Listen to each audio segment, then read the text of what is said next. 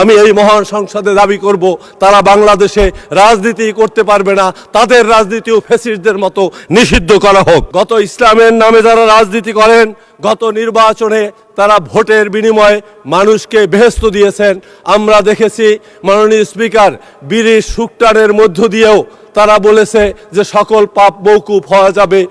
এই বাজেটে এই বাংলাদেশের ইতিহাসে প্রথম ইমাম মুয়াজ্জিনদের জন্য বাজেট রাখা হয়েছে, যেটা ইতিপূর্বে কখনোই রাখা হয়নি।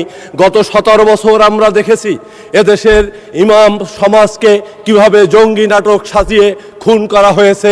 আমরা দেখেছি সেই শাপলা চত্বরে আমাদের মাদ্রাসার ছাত্রদের বিনা অপরাধে রাতে লাইট বন্ধ করে কিভাবে নির্যাতন এবং কিভাবে তাদেরকে নির্বিচারে হত্যা করা হয়েছিল।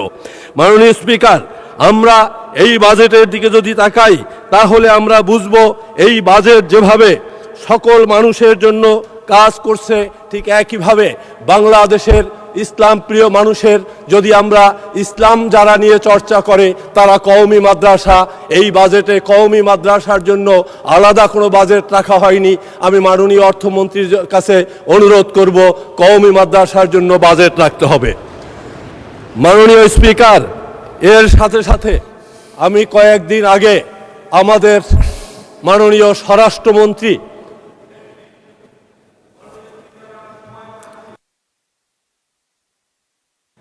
মাননীয় সদস্য 1 মিনিট দেওয়া হলো, 1 মিনিটে শেষ করেন। 2 মিনিট। আচ্ছা মাননীয় স্পিকার, আপনি জানেন আমাদের স্বরাষ্ট্রমন্ত্রী বলেছিলেন নামের পরে ধর্ম থাকলেই যেভাবে ইসলাম নাম হলেই যেভাবে ইসলাম ধর্মের সে সত্তাধিকারী হয় না, ঠিক একইভাবে যে ব্যাংক নামের মধ্যে ইসলাম রেখেছে তারাই ইসলামের সকল ধারক বাহক নয়। যে রাজনৈতিক দলটি নিজেদেরকে নামের আগে বা পরে ইসলাম শব্দ বলে তারাই ইসলামের সব জায়গায় নিয়ন্ত্রক এমন নয়। কিন্তু আমরা বরং দেখেছি গত ইসলামের নামে যারা রাজনীতি করেন, গত নির্বাচনে তারা ভোটের বিনিময়ে মানুষকে বেহেশত দিয়েছেন। আমরা দেখেছি মাননীয় স্পিকার বিড়ির শুকটানের মধ্য দিয়েও তারা বলেছে যে সকল পাপ মওকুফ হওয়া যাবে।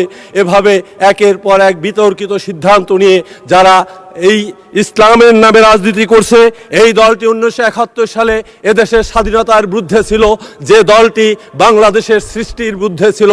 আমি এই মহান সংসদে দাবি করব তারা বাংলাদেশে রাজনীতি করতে পারবে না, তাদের রাজনীতিও ফ্যাসিস্টদের মতো নিষিদ্ধ করা হোক। মাননীয় স্পিকার, আমি আমার এলাকার জন্য দুই একটি কথা বলবো।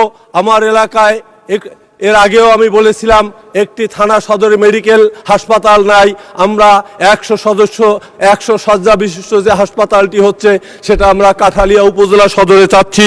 মাননীয় স্পিকার, আমাদের রাস্তাঘাট অত্যন্ত খারাপ অবস্থা, নদী ভাঙন, এগুলো রক্ষা করার জন্য কাজ করতে হবে।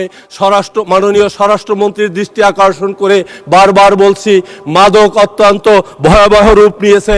মাদক নিয়ন্ত্রণ করতে হলে পুলিশ সদস্যদের সুযোগ সুবিধা বাড়াতে হবে। থানায় গাড়ি নাই, আসবাবপত্র নাই, সুতরাং মাদক আমাদের সমাজকে যেভাবে ধ্বংসের দিকে টেনে নিয়েছে, পুলিশকে আরও সুযোগ সুবিধা দিয়ে এই মাদক নিয়ন্ত্রণে কাজ করতে হবে। মাননীয় স্পিকার, সময় যেহেতু নাই, আপনাকে ধন্যবাদ দিয়ে শেষ করছি। আবার যখন সময় পাবো এলাকার মানুষের পক্ষে কথা বলবো।